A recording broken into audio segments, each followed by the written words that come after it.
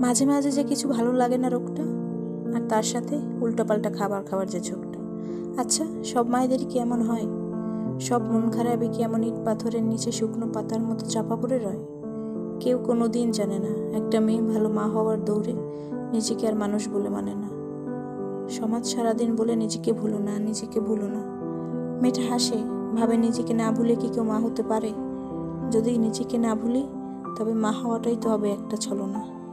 আর যে এক বিশেষ শিশুর মা হয়, তার আর দুনিয়া বলতে কি কিছু রয়?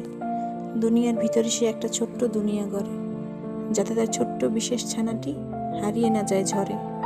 শুনেছি আল্লাহ মানুষকে বেছে বেছে বিশেষ শিশু দেয়, বিশেষ কারো ঘরে বিশেষ শিশুরা জন্ম নেয়। আমি তো সারা জীবন সাধারণই ছিলাম। আমি বিশেষ বলে আড়া ফেলো, নাকি আমাকে বিশেষ করাতেই আল্লাহকে পাঠালো?